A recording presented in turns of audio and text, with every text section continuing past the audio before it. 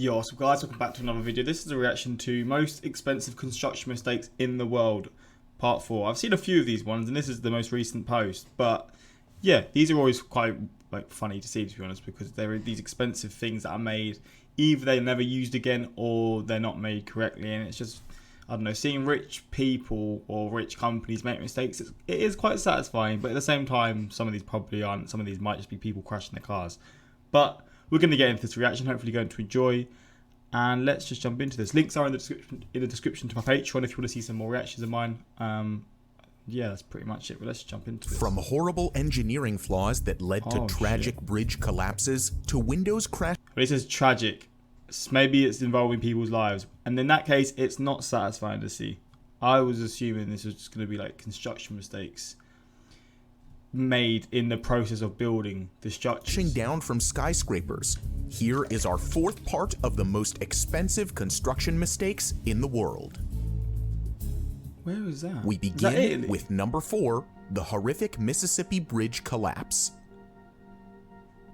Bridge collapses can be the most devastating incidents of infrastructure failure. They are often the result of engineering and construction flaws or lack of maintenance. In this case, both reasons probably played a big role in the disaster. On August 1st, 2007, the so-called I-35W Mississippi River Bridge collapsed into the Mississippi after 40 years of operation. More than 100 cars and 18 construction workers plunged 40 meters in. Yeah, okay, this isn't a satisfying video. I did not clock it was going to be like this. Damn. Okay, that's kind of mental then. To the river. The disaster that remains one of the biggest tragedies in Minnesota history killed 13 people and injured another 145. The collapse. I've legit never heard about this before. The bridge collapse I know about is the San Francisco one. Like, that happened ages ago during the earthquake. I've never heard of this one. I don't know why I've never seen this before, but I haven't. Started when the center span suddenly started to crumble, followed by other sections of the bridge. In the aftermath of the incident, many issues about the bridge came to light. The 8-lane structure had already been classified as structurally deficient, meaning that it was in desperate need of repairs. However, it was found that the bridge could still have survived if not for one other critical design flaw. The installed gusset plates, which join different beams and sections of the bridge, were found to be only half as thick as required. In addition, the investigation also found that nearly 300 tons of construction equipment was on the bridge at the time of the collapse. This, along with rush hour traffic, strained the structure further, and the thin gusset plates could not hold the bridge together any longer. Findings of the investigation were followed by multiple lawsuits, and $52 million was paid to the victims of the bridge collapse. To make sure this tragic collapse doesn't happen to other bridges, the state legislature raised $2.5 billion for a bridge improvement program. Close to $250 million out of that fund was set aside for contracts to rebuild the bridge. And another well, not other news, but another sort of, I don't even know what I'm trying to say. Pretty much, imagine being driving down this bridge and then it just collapses and then suddenly you're in the water. I can't imagine that sort of feeling, man. That would be the scariest thing to go through. I can't even imagine. Number 3, the skyscraper that almost caused a tragedy. Damn, this is quite close to the other one. Constructed in the 1970s for around $120 million, the AON Center was the tallest building in Chicago, but they used to sponsor the team that I support, and I don't know what they do. What is Aon? What does Aon do? The height of 346 meters wasn't the only thing impressive at the time. Also, its facade, consisting of Italian marble slabs, gave the AON Center a unique appearance. However, later on, this unique marble proved to be a very costly and dangerous mistake. It was soon found out that the marble slabs were too thin and started cracking right after they were attached to the facade. Just weeks after the tower's opening, one of its shaky marble blocks loosened from the facade and fell down. The falling block weighed about 160 kilograms, or the weight of a full-grown lion. That lands on someone, you're getting split into pieces. Oh my god, imagine they were all like that as well and they all just started falling at different times. Flipping hell. and crashed into the roof of a nearby skyscraper. Fortunately, it didn't hit the street, and no one was injured. Oh my days. Questions That's were big. raised over the structural stability of the tower itself. However, the architects stressed that the problem was only with the facade, which they secured to avoid further blocks falling down. Over the next few years, Chicago's temperature swings caused the thin marble slabs to bow outward again, and they started cracking. That's why in 1985, they decided to attach steel straps to keep the blocks from falling down. But this only proved to be a temporary solution. 5 years later, the whole exterior cladding had to be refaced. The marble slabs were replaced by much thicker granite panels at a cost of $80 million, or Jeez. almost a quarter of the total cost of the skyscraper when adjusted for inflation. Wow. But the AON Center wasn't the only tower built in the 1970s that had objects falling out of its facade. There were other buildings having similar problems, like Chicago's CNA Center, which was completed a year earlier. The windows of the CNA Center started cracking due to thermal expansion and endangered the pedestrians below. But in 1999, something really bad happened. A window on the 29th floor cracked and killed a 37-year-old woman. After the terrible incident, a lawsuit started, which settled $18 million, and every one of the building's windows were replaced. Thermal expansion caused similar problems for a Boston skyscraper completed in 1976, as the windows of the famous John Hancock Tower started cracking as well. Some of the windows fell out and crashed onto the pavement. That's why the streets around the high-rise were closed during high winds. Ultimately, they had to replace over 10,000 windows to fix the problem. Flipping What do you hell, think of man. this video so far? Do you know of other massive construction mistakes in your country? Let us know in the comments below. To be fair, the first one definitely doesn't compare to this one though. Like, obviously with that one, no lives were lost. They brought up another event where it did, someone's life was lost, but yeah, it was just an error. And I mean, construction mistake. It was a bit of a mistake, but this one was a very costly one in terms of like life and stuff. But I guess maybe in terms of the money, the other one was quite a lot still. But yeah, I don't know if that should be ahead of this one. But again, maybe it's not being judged in the way that I think. Or it's just randomly selected. Number where they 2, go. San Francisco's radioactive problem. What? Radioactive This problems in shipyard San was Fran? supposed to be the site of San Francisco's biggest redevelopment project. The former Navy yard in the city's bay housed the largest U.S. facility for nuclear research, and in 1945, components of the atomic bomb Little Boy were loaded onto a heavy cruiser from there. In the 2000s, the U.S. Navy wanted to clean up the radioactive waste at the site, and plans to transform the former shipyard were made.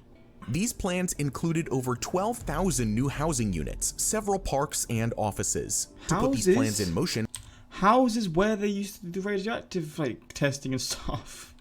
Oh my days! Even if it's cleaned up, I would still be suspect about moving there. a company named Tetra Tech was paid $250 million in cleanup contracts from 2006 to 2012. Meanwhile, 2 different contractors were tasked with building homes while the cleanup work was done. However, the shipyard's future was thrown into uncertainty after allegations of a cleanup fraud.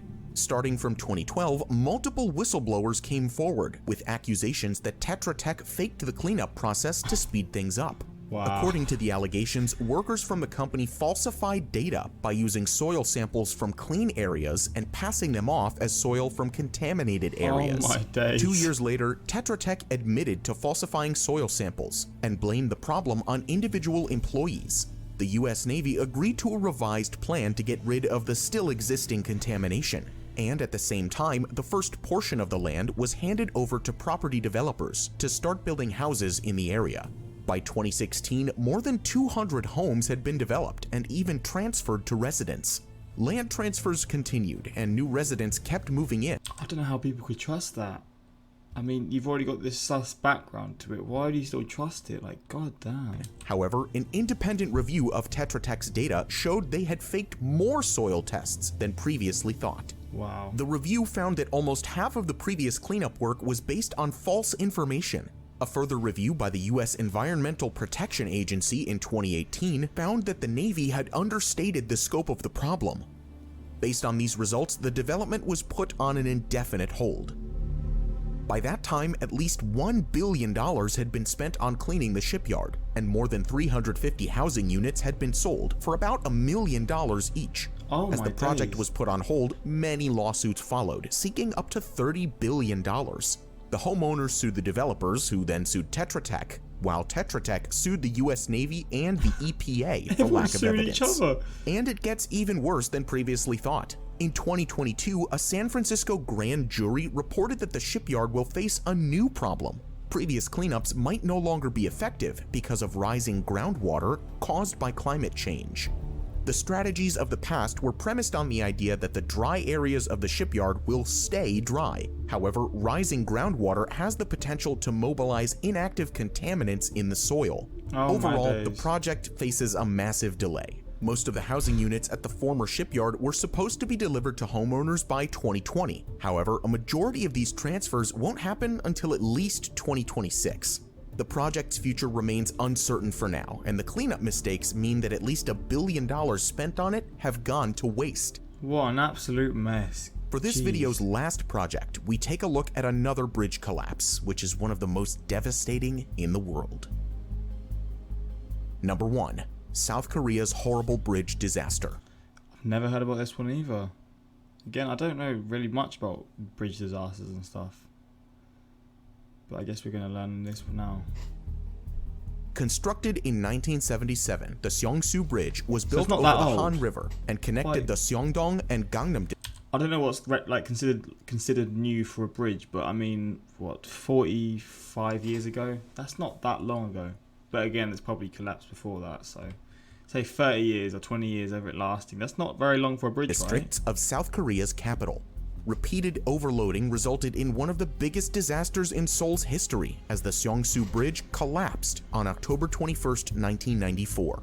One complete slab between the fifth and sixth leg of the bridge came crashing down more than 50 meters and landed on the water. One car, a van, and a bus were in the middle of the slab as it collapsed. In addition, some cars fell off the edge and sank into the river. 32 people died in this accident. 29 of them were passengers on the bus. Flipping hell. The investigation to find out how this could happen was immediate. It's just been crushed, man. Flipping hell, man. So all these people here, were they other people that were on the bus then, or like, where have all these people come from? I guess the people in the orange are like people helping. But there's a lot of them. I guess there was a lot more people on here, maybe people walking down and stuff as well. Also, I don't know why people are standing here. I wouldn't really trust that after this has just happened. I'd probably get out of there as soon as possible, because where's the support for this little area?